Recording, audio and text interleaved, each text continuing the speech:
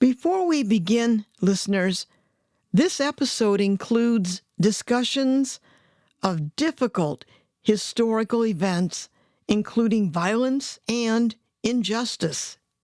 We share this history with respectful sensitivity, just so you know.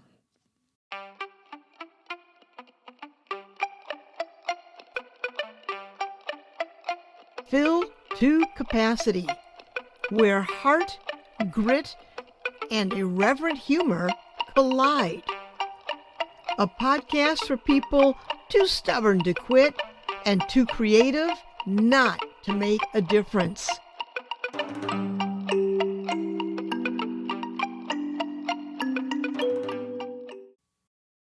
Hi, I'm Pat Benincasa, and welcome back to Fill to Capacity.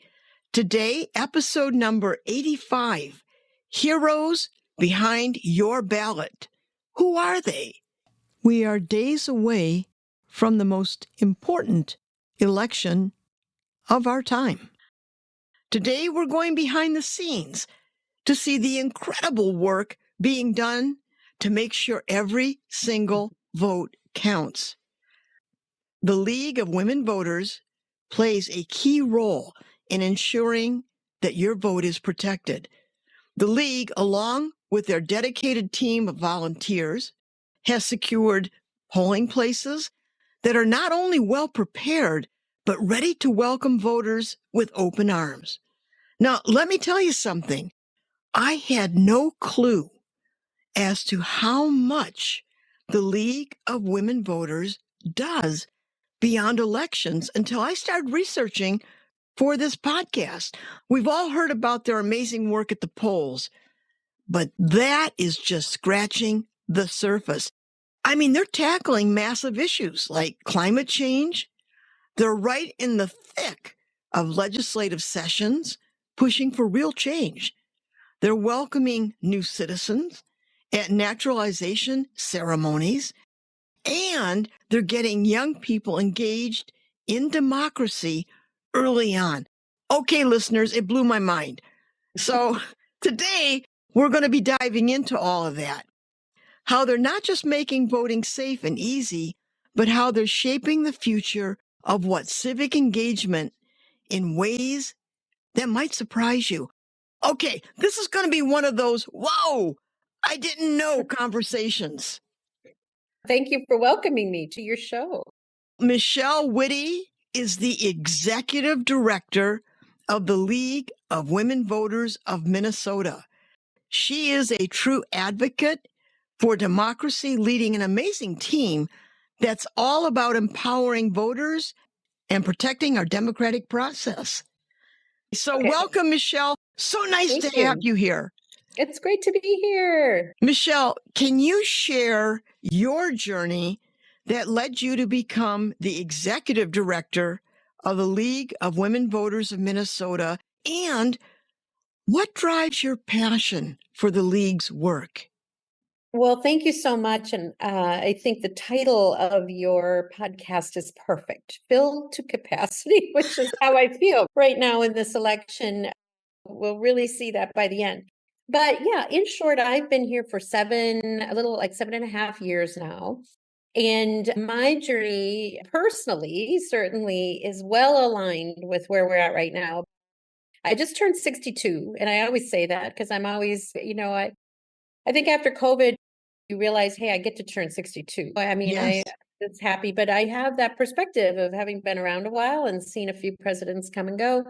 But I actually started out my own journey in civic engagement at the University of Minnesota when I went to support my first candidate for office. And then I learned about, this was in the 80s, right? And I learned about the illegal war we were doing in Central America. And there was this little thing called apartheid, the arms race, we've been through a few things. And I got on buses and went to DC and protested, and I got arrested at the CIA and all kinds of things. So this sort of gets at the heart of it. I was also, for me, it's been sort of a faith journey. I was the Secretary of International Concerns for the Lutheran Student Movement and learned a lot about just how human beings are living around our world and how we can make it better for everybody. So fast forward, did a lot of things in my life, but almost all in the nonprofit sector, and very involved in politics, and which, politics is local, including running for office. Was very involved in my school district and our school board, ran 4 different bond and levies for our school district, and then became an elected school board member for our South Washington County schools here for 5 years. So I've been on different sides of these different issues and questions and perspectives. It's great with the League of Women Voters. It's such a vibrant organization, but again, our history really is what a lot of people may not know. We're 104 years old. We began when suffrage was achieved, right? In 1919, September 8th, Minnesota ratified the 19th Amendment. There's lots of things about our history that are so interesting. First of all, that it took 72 years really for women to get the right to vote. When you go all the way back to Seneca Falls and the first kind of call for enfranchisement with Frederick Douglass and all these great people there. And so a lot of times I'll go, when I talk to schools, I'll like raise my hand and go, hey, I'll say to students, hey, how many of you would participate in a movement if you thought it was going to take 72 years to get done? And I mean, Great no one question. thinks about that, right? But that's what democracy asks of us. We are always lagging, right? We're always fighting for rights for people behind us because someone ahead of us fought for the rights we enjoy today. And so the suffragists were so insightful that when they got the vote, it was not for the privilege to vote, but for the justice they wanted to do in the world, which means you get involved, you're passionate about issues. So it's very befitting, I think, for my own personal journey to be where I am, and just thrilled with all of the great work the League does around Minnesota and in all our communities, but across the country. Every state, including Puerto Rico and the District of Columbia, has a League of Women Voters still today that are empowering voters and defending democracy. So it's very exciting. Well, your story is amazing. That sense of community. I moved to Minnesota in the late 70s from Michigan, and I was struck by a sense of community in Minnesota. It was quite progressive, and I was really taken aback by that. It's just part of the fiber of this state. And your story really brings home the fact that being a citizen is not a spectator sport. Your life really embodies that. Now, I'd like to talk about the fact that a lot of folks think of the League as primarily involved with elections, but the organization does so much more than that. Can you tell us about the broader mission of the League of Women Voters of Minnesota and how it goes beyond election management? Yeah, so a few things for sure is that we work in partnership with our election officials and county workers that really do the election management. We're behind this. We don't have any real official role there. I'll talk a little bit about the things we do to help get voters ready, right? We're really here for voters. And that civic engagement piece, I think I just want to digress for 1 minute about your role. You talk about community and immigrants. And one of the biggest things we've always done, and we've done almost exclusively here in Minnesota in the last 25 years, is we go to every single naturalization ceremony and register new citizens to vote. And almost 99% of them take the time after earning their citizenship to stop by and do that voter registration. And immigration, unfortunately, people have all kinds of views of immigrants. Unless you were brought here illegally or you're Native American, we've all been immigrants. We all came here. And it is just really humbling to watch and see how excited people are to be here and how important they are to our communities and our society. But yeah, I think that when women got that right to vote, I want to tell just a quick story because this really hits it on the head for me. We really have a great suffrage history knowledge of African American women here in Minnesota. And Nellie Griswold Francis was a Black woman in the Rondo area who led the Every Women's Suffrage Club. By the way, listeners, the Rondo neighborhood was a thriving center of African American life in St. Paul, Minnesota. They worked alongside the white women suffragists at the time to help bring this over the finish line. But they also did it right because of the justice they wanted to do. So our history shows that Nellie was probably the first woman after 1920 to actually lobby, go before the legislature, and she wrote and brought forward for passage successfully the bill to ban lynching. This was after the Three, men in Duluth, the circus yeah. workers who were horribly lynched. In June 1920, in Duluth, Minnesota, 6 black men were accused of raping a white woman. 3 of those men, Elias Clayton, Elmer Jackson, and Isaac McGee, were dragged from jail by a mob, beaten, and lynched. Medical evidence showed no rape had occurred. She brought forward a ban on lynching, and it passed. The idea is that we're involved in whether it's big things like stopping lynching Yeah. or small things like in school boundaries or the things that affect you in your neighborhoods. The whole idea to get the vote is to be involved in our communities. And so a lot of times today, we hear some people saying, well, I'm not going to vote because the candidates, they don't agree with me exactly. And I'm like, Yeah. I'm really passionate about an issue and I don't see a candidate who's passionate. I'm like, well, you can't be that passionate about an issue if you're not going to vote, because voting is the way our passion lives out, right? We vote for people who have the values and want to work on the issues we have. And so when you look at the first organizing convention then, so here's Nellie Griswold Francis out there right away in 1922 getting the anti-lynching bill passed. And the first meeting the League of Women Voters had, once the suffragists said, okay, listen, we're going to shut down the suffrage organizations now after the 19th Amendment, and we're going to make the League of Women Voters to teach women, of course, we're open to all genders now, at that point to teach women how to be engaged in their communities, how to work with government. And they had civic schools all over the state and everything else. But their first program was amazing. We have the original copy of the program they did. Carrie Chapman Catt came to Minnesota, and they were working on social hygiene, starting kindergarten, working on United Nations. These are all women who came up right through World War I, and they were a powerhouse. So like, we are here to study and understand issues and take action. And that's where the League still is. We all vote because we care about things. Of course, we're nonpartisan. We do not support nor oppose any candidate or political party. But issues are not partisan. We care deeply about issues, and we work together as members to study the issues, to get consensus on issues, and pass issues within our membership, as we have for the last 100 years. And then we can lobby at those at the Capitol. And we have made some really big differences in passing bills, including in the last 23, 24, where we worked with our partners to pass some of the most dramatically wonderful bills to expand voting rights and access and election integrity that we've ever seen in Minnesota. Whoa, that's amazing. You used the expression social hygiene. What does that mean? Well, that was from 1919, right? Yeah. So this was their issue back then. Remember that clean water, right? Access to just, it's hard to remember. We've always had issues that somebody had to fight for that, for clean water, for sanitary working conditions. They were fighting for women to have no more than a 10-hour workday. If I have to make one big impact, I think when we are looking at democracy, you just got to play with your history here.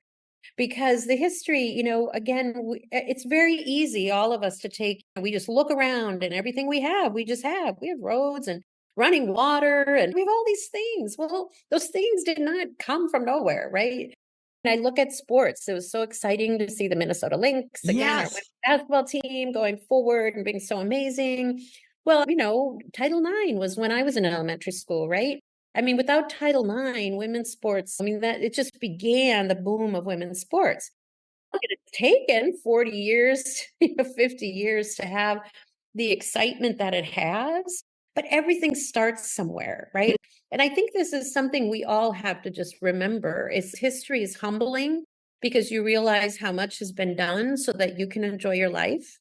And most of the time, you will work on issues in your life and your community, your block, your school board, your country that you will never see. You'll never see the end of it, but you do it anyway. People like Susan B. Anthony and Lucretia Mott and Elizabeth Cady Stanton, they were all long dead before the 19th Amendment. I mean, for over a decade, but they fought for it nonetheless. And so I think we have to be a little more reverent to history. I think about people like John Lewis, who's Yep. my biggest fan. He's so eloquent, and I can never remember quotes well, but he basically look at this man who stood on the Edmund Pettus Bridge and being attacked by dogs and billy clubs, and then to be a congressman. Imagine his perspective is, listen, this is the long game, guys. Yes. Fought for it. So I always say to people, they're like, well, I'm not going to vote. And I'm like, you need to put John Lewis on your bathroom mirror and remember them and the suffragists and all the people who opened this opportunity up to you, and get out there and do it. So I feel very strongly about remembering our history and Yes. understanding it. Also, that in the world of Snapchat and 1 minute everything, democracy is not included in that, because democracy will always require us to take action where we, again, may not get any feedback. We may not get any feedback we like. I Yeah. mean, when I was demonstrating back in the day, everybody I voted for after I was arrested, no one I voted for got elected. And you get on the bus again anyway. You keep going, right? It's, And then the perspective I can have now is 40 years later, after all that protest, all of those things changed. I mean, people actually went to prison for treason. Things changed. Apartheid fell down. The Berlin Wall came down. I mean, I don't think I'm personally responsible, but I know, and I can always rest and feel good that I was part of that movement.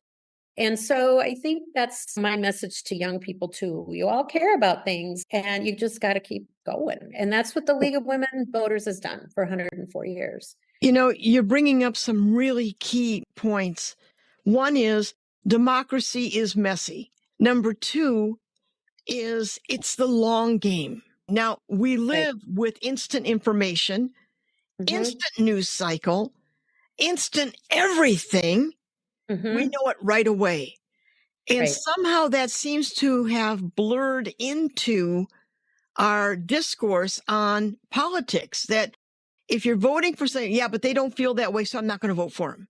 And so we've become so specialized and hyper myopic per issue, when democracy is a much bigger umbrella. It affects many communities. And it's amazing that the work you're talking about, and I thank you for that walk down that history lane and looking at all the people before us that gave us these things that we don't even think twice about. An 8-hour workday, the kind of benefits. Yes. Yeah. So you're bringing up a really important point. And I noticed that the League is involved with communities.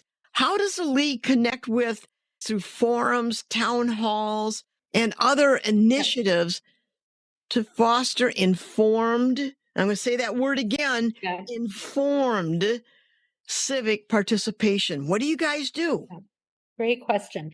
We used to be almost the only ones doing this work, right? Thankfully, there's a lot more people doing this work that we partner with, and we're delighted. But that is our top product, right? Is informing voters about everything from where to vote, when to vote, how to vote, but also the candidates, and on a nonpartisan basis, right? To really learn. So our candidate forums are still kind of the gold standard. We train all our moderators, our question facilitators. We work really hard to not have gotcha questions, to be very fair to all the candidates. And our local leagues, again, we have 35 around the state who are all doing candidate forums right now. We'll have several hundred forums have already been done, are being done. They do a phenomenal job of educating voters on the issues. We also have our statewide voter guide, vote411.org. We used to have the paper printed guide, like Target used to fund it. It would be at the Target stores and in the papers. And of course, information is shifting. So now it's all online. But Candidates can answer their own questions. We have all candidates down to like soil and water board, right? Like every candidate is on there so you can see who they are or how to get to them if you don't know what's on your ballot. Of course, we also have a really phenomenal Secretary of State in Yes, we Minnesota. do. So a lot of the information that we do, they also have. I mean, they have terrific, and we also tell people all the time about minvotes.gov to find out about your polling place and all those things. So definitely cross over there. And that's the real word. You know, if I had to say, like, one of the posters I'm looking at here in my office is it all comes of teaching girls to read. You know, I mean, education is at the heart of all of this. And I think that is true, that we need to be informed voters. We need to learn what the candidates are, what they stand for, and not just from your own personal social media feed. And Yes. so it's harder and harder, though. It's an easy thing to say, get informed, but what sources do you use for your information? How do you know what to trust? How do you know what to believe? Those are getting to be tougher questions for people. And so we do a whole new set of information has been about how our elections work. Because as we know, certainly really after January 6th, when it was clear after the insurrection, which, Yep. you know, both parties have agreed on, and, you know, we still have many people who don't, but as a rule, this has been a bipartisan understood activity, right? That people did not understand how elections work, how certification works.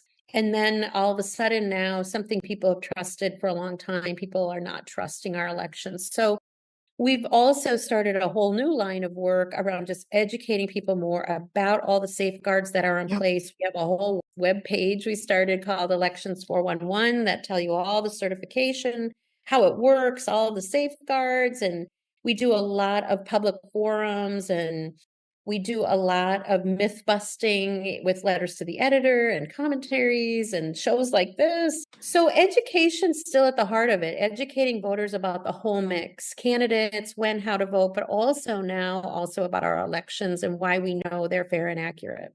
Okay. Now, you brought to mind education is critical.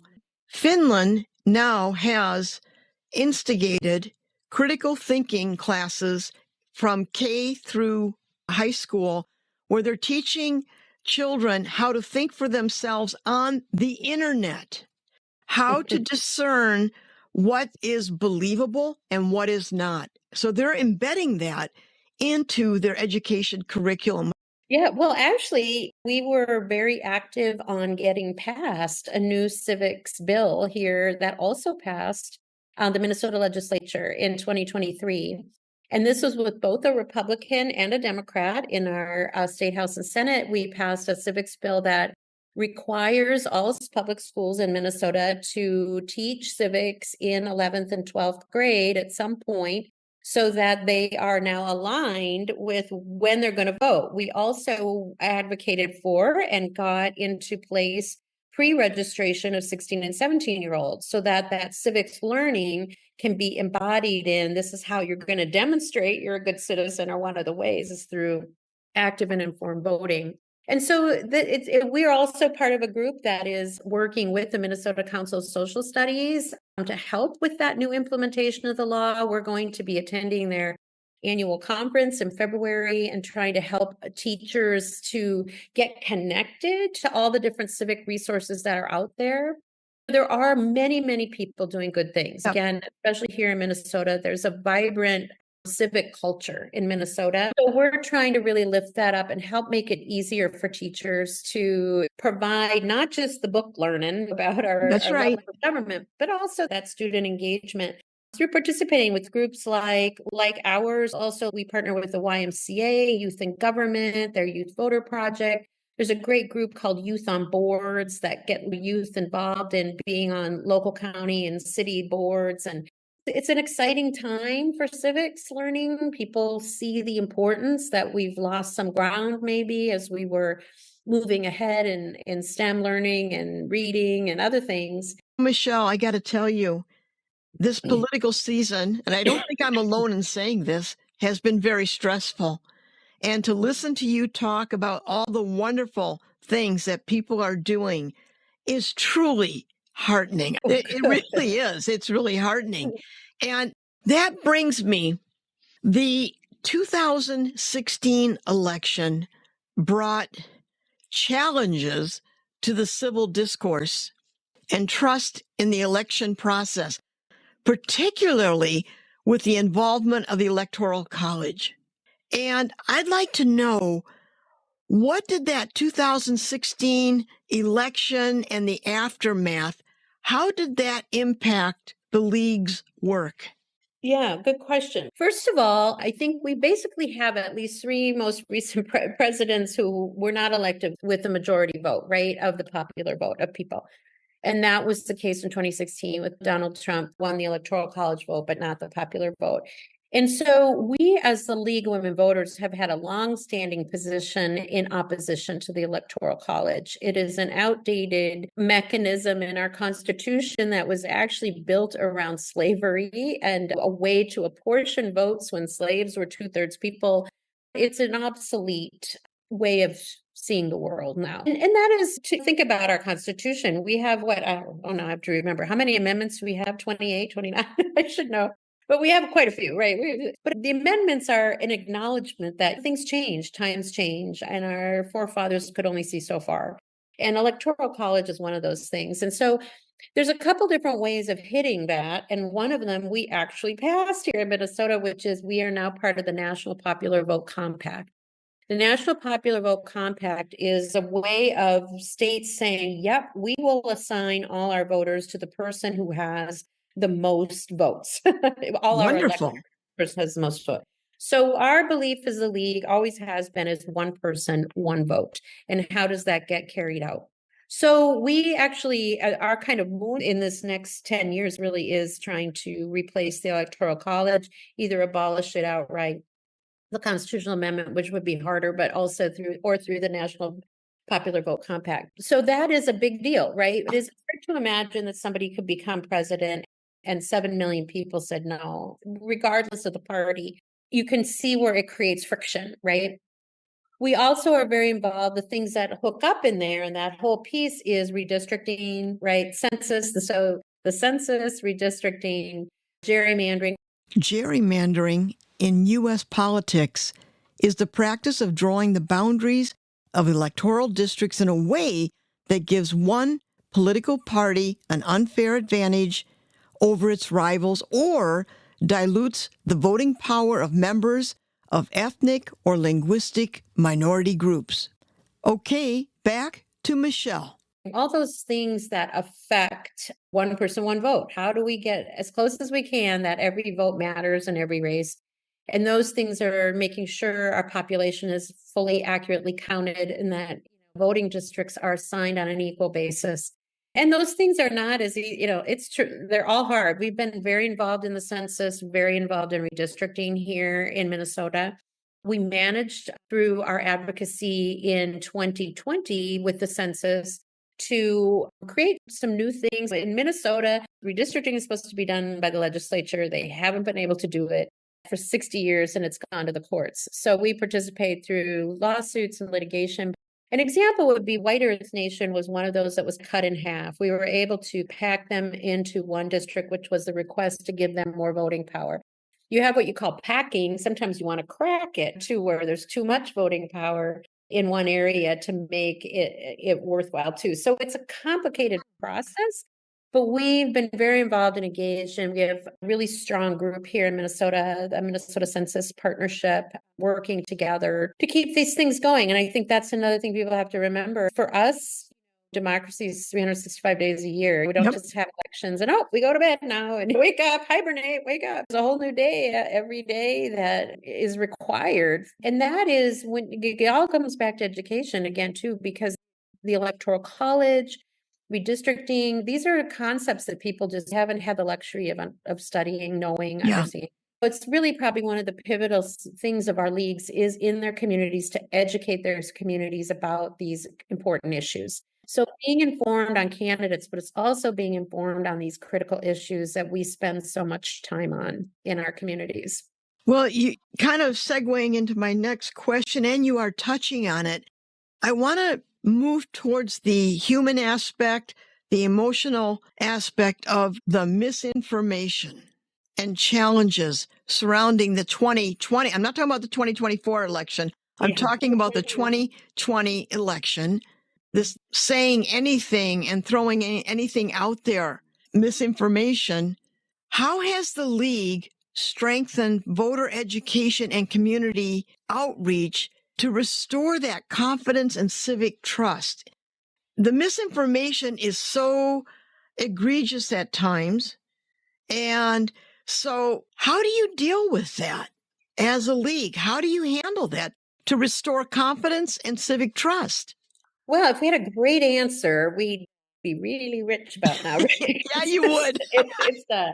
It's a tough, but again, I will tell you, history helps me because I think about all the challenges we've had. You just have to go back to the 60s and the civil rights era and think what it must have been like to live with such, you want to talk polarization, right? Yeah. I mean, just outright racism at its utmost worst. And we worked through that, right? I mean, yes, systemic racism is in place. We see that. We, of course, had that here in our horrible murder of George Floyd as another wake-up call and reminder that systemic racism lives within our culture. But we've made amazing strides too as a nation and cities and counties and states to do that. So I think you have to always take the position that, listen, we've had hard things before, Yep. and we've worked through it. And part of it is, in my mind, and this is again part of the staying power of the league, is you stay the course. That we have to keep the good information flowing. I love metaphors. So I was like, well, if you want to prevent the weeds, you have to have good soil. You could go around spraying Roundup on all your weeds, or you could have better soil so the weeds don't grow. And I think that's our role. It's difficult to just go around with Roundup all the time and go, you're wrong, you're Yes. wrong, you're wrong. And we do that. I mean, we have on our website, we have a whole elections 411, and we have myths. These are myths that are out there. These are the truth. But we just keep seeding the soil with the right information and the good information. And the way we do it too is like we did, like at our state league, we created sample letters to the editor that our local leagues could put in their local papers or distribute through other sources. If you look at the press page on our state lwvmn.org, our website, we have dozens and dozens and dozens of press coverage all over the state, especially out in greater Minnesota, to keep that good information flowing, keep that soil strong. We also really show up in person, and the reality is a lot of people don't understand about elections. Elections really are local. That's the good news, and some might think the bad news. But the good news is that no one president can just change the elections just like that, because they're all grounded in a statewide and then a countywide approach. The most powerful people you can know right now are your county commissioners and your election officials. So we really work hard for our local leagues to get to know them, to understand, to support them, because we know about things like harassment. But we also show up. We've been active in many groups. There's many election denier groups, just to say that's what they are. We certainly encourage people to have questions. There's nothing wrong with asking critical questions about the safety of our election equipment or the safety of mail-in voting. We encourage people to ask the questions. But once you've gotten the answer from all the reputable sources, you also need to take that in. That's what learning is, Yeah. right? And so we often are in county courtrooms with people who feel very differently about these things. And we've watched the civil discourse break down. We've watched the challenge that the counties have. But just being present in the room has helped. We get county commissioners and election officials say all the time to us, thank you so much for being here. Thank you so much. Because if they're only hearing from the election deniers, then, that thing. So we're trying to do more and more to within our communities to befriend our election officials and the whole team to keep learning, keep bringing that out. The other thing we would say on the social discourse side is we did join ranks also with Braver Angels. Braver Angels is an organization nationwide, but here in Minnesota, that intentionally brings red and blue people together to try to humanize each other and move beyond the rancor. So they started a program before this election called Reduce the Rancor, and they got Ken Martin from the Democratic Party here, or DFL here in Minnesota.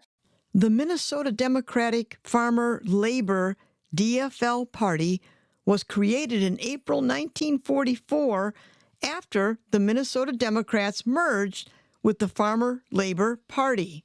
Hubert Humphrey was instrumental in the merger and is considered to be the founder of the Minnesota DFL Party. Okay, back to Michelle.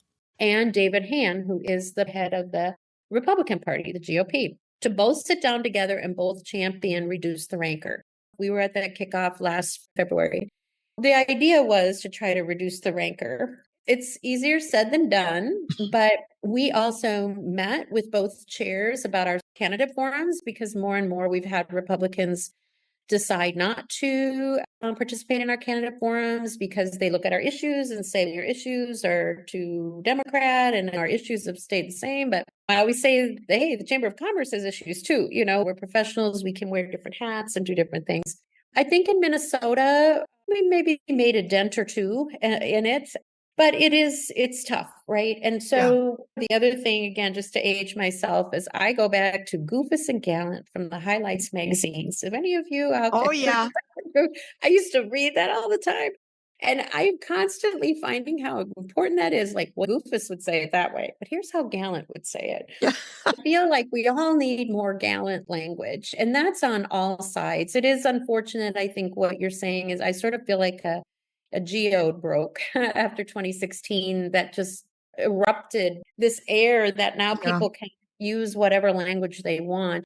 And having sat through many, many legislative sessions and debate over the last 20 years, it's really sad to see the personalization. Well, it's always good to get in there and have a good fight on an issue, right? And to Yep. get your issues out there. But the personalization of it, I don't care what party you're with, what candidate you are. We just somehow have to learn basic common decency again. And I don't know where that comes from, but I just say, hey, I can't control everyone else, but I can control my behavior. I can be a role model. And that's how I think we feel as the League of Women Voters. We can be role models in having good civil discourse.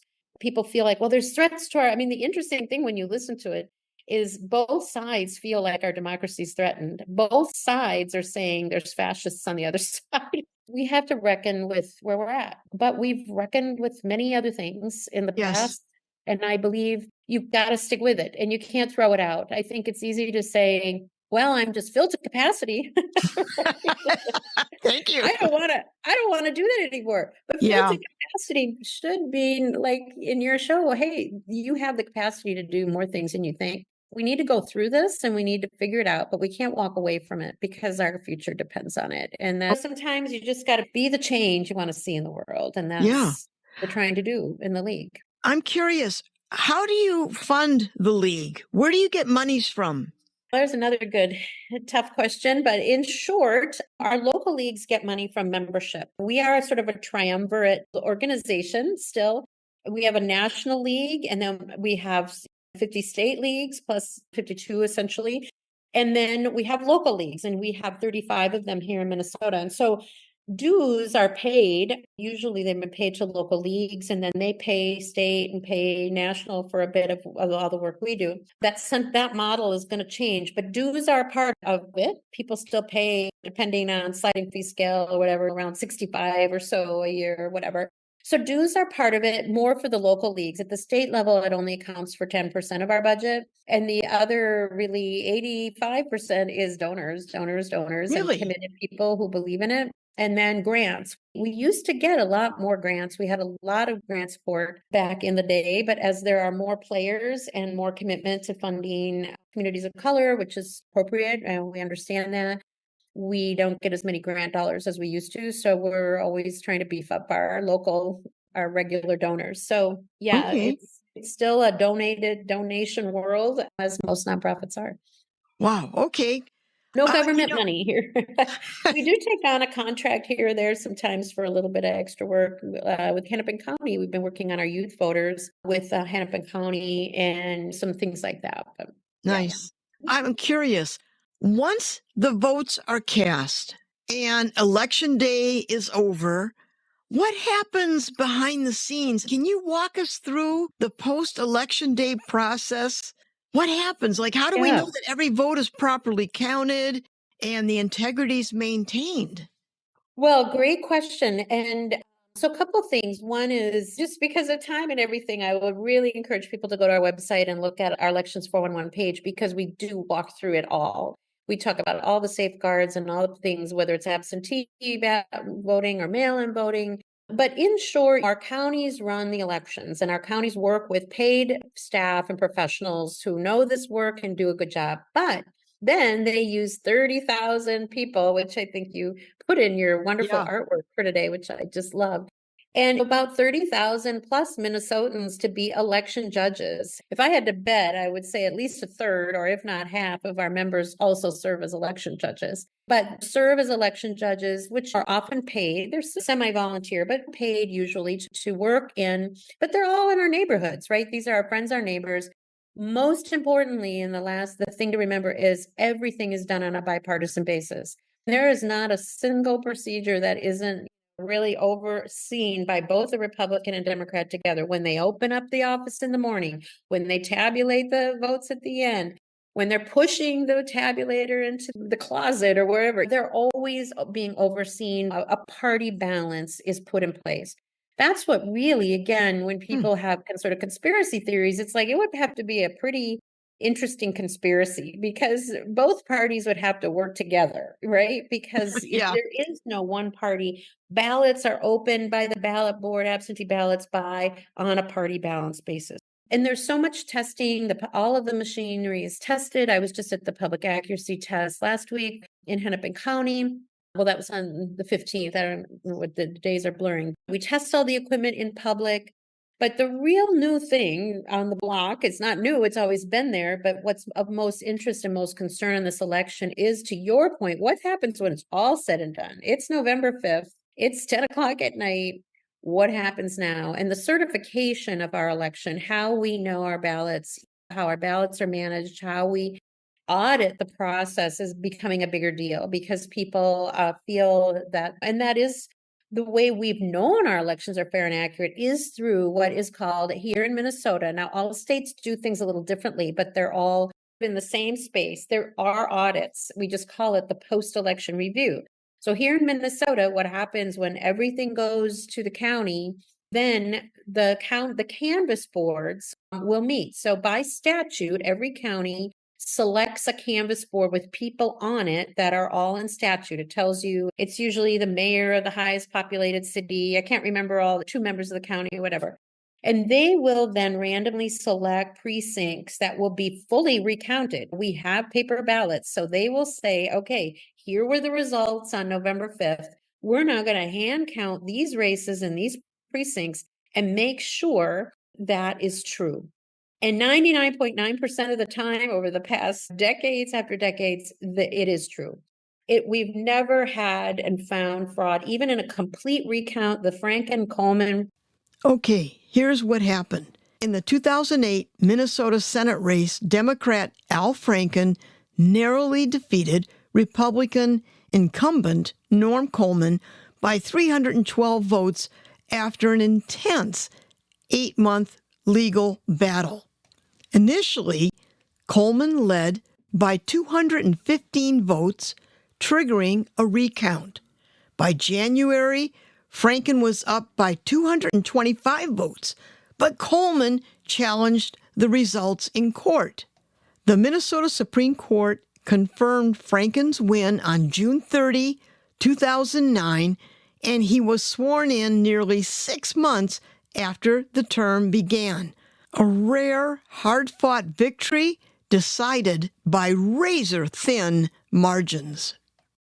Showed that there was not enough discrepancy, and it wasn't fraud. It's a human process. Things can happen, right? The circle isn't filled in just right, or a paper gets folded as it goes through the ballot. Those types of things are out there, but has never, ever been enough to change the outcome of an election. Any election that's super close is going to be recounted anyway. And anyone can also ask for a recount if they felt there was something untoward.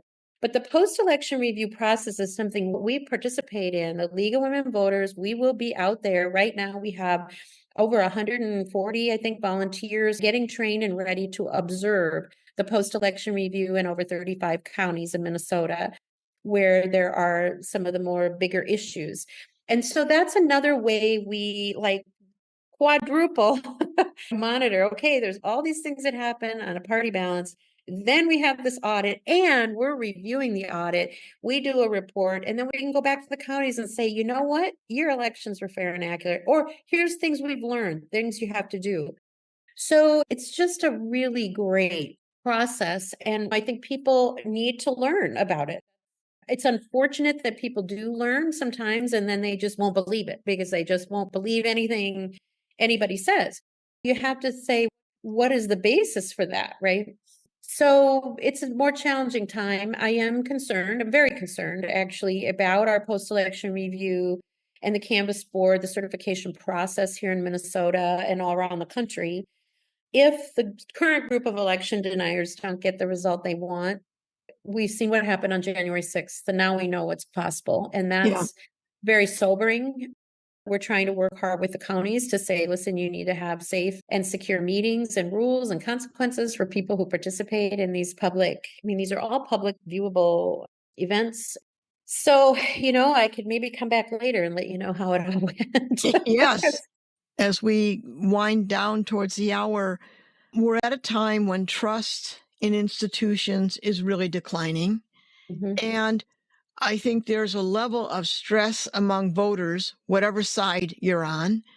And with all that's happening, and it seems like the rhetoric as we're getting closer to election day ramps up even more, what would you say to voters out there based on your vantage point, being executive director of the League of Women Voters here in Minnesota? What would you say to voters right now? Hey, in Minnesota, it's never been easier to vote. We had 32 new election laws put in place in 23. If you don't speak English as your main language, we have things in 12 languages now. You can bring as many people as you need to help you vote. You can vote from home, and no one has to go to the polls if they're worried. We have so many really good voting rules in place. That shouldn't be a barrier for people, number one. Number two, this is what we do. This is how, if you care passionately about an issue, then you better vote. Even if your candidate isn't going to do exactly what you think they're going to do, they're certainly not going to listen to you if you're not a voter. I mean, that's like your ticket in, right? Like voting is your ticket into the democracy to say, listen, hey, I'm a voter. You're my representative and I want to talk to you about this. And people listen to those voters. So I think too, to be the hopeful side is we've had tough times before. You can't let that keep you away. If you fear for your safety or something like that, again, you can vote from home, you can bring friends. There's lots of Yeah. things. You have a disability, you can't get out. There's so many ways to help people vote. It is our duty. I'm actually speaking tonight at an event, World Without Genocide, about looking at all the dictators around the world right now. People who've been in power for 34 years and 40 years. And look around a little bit. You realize that this is very precious and very young. A democracy, we are an extraordinarily young country. I was in Europe this summer and it always is a reminder to me, oh my gosh, we're like this baby. And so we've got to play our part. The other thing I'll say to voters is once you're done, then you got to keep going. Find a way to plug into your community. Get involved in some group, serve on a commission, an advisory board, learn how government works, and also just get to know who your officials are. They are human beings. As someone, again, who's elected official, my school board, it's very weird to have people just come and yell at you about things. I'm like, number one, not very persuasive. Number two, there's a lot to think about when you are an elected official. And so we also need to stop the vilification of all elected officials. Everyone is doing their best. It's absolutely great to hold them accountable, to ask questions, but we have to start to imagine ourselves. How do we want to be treated? Use the Yeah. old adages, right? The old golden rule. What happened to some of these basic things? Get out there, show your passion by voting, and then get involved, get engaged. If your candidate doesn't win, my daughter played hockey. And we were not we were like a musical theater group, but my daughter played hockey and we're like, okay, I'm going to learn this whole sports thing. And at the end of the game, all in hockey, it's such a violent sport. And then they all go and fist bump each other at the end. They all go through a line and shake their hand. And I was like, this is what we need to do, people. Follow the sports people. You may win, you may lose. Someone will lose. But we need to fist bump and move on, and then go play hard at the next game and come around and try to do it again. But you know what they don't do? They don't take the hockey stick and hit somebody over the head with it. And Yeah. that's what we saw on January 6th. That was the line crossed, right? We can be mad, we'll be sad. Lots of things will happen when our candidates don't win from all sides. But we get back up and we get started, and we do not take violence upon our people. That is what makes democracy special, is that we always have another chance to understand and learn and tell our story through the next vote. So Yeah. get out there. Don't forget those down ballots too. You need to learn about your local candidates. There's a lot of people out there looking for your vote, and it's great to get on. All of our candidate forums are taped. They're all on our website as well, if people want to look at those. And try to pick one news source that isn't your normal too. And please don't let it be just a social media source. Find some sources, read around, talk to people, don't hide it. Politics is, hey, who are you going to vote for? What are you doing? What are you thinking? Make your plan and get out there and do it right. Wow, Michelle Witte, thank you for giving us Yeah. a behind the scenes look at what makes our democracy work, and from the dedicated volunteers to the safeguards that protects every vote. And it's clear that the League is not just about elections, it's about building trust, empowering citizens, and keeping the spirit of democracy alive. The League of Women Voters across this country are the unsung heroes of our democratic process. And now, more than ever, we need that strength and dedication. Thank you, Michelle, for joining us today and just teaching us so much. I so Thank you for appreciate having you. me. This was great. I could talk another hour. So Oh my you gotta God, I have could me listen back. to you for another hour. So, well, okay, listeners, we'll cut you a break. Thank you for listening and for joining us today. And please vote. Absolutely. Thanks again for being here. Bye. Thank you. Bye-bye.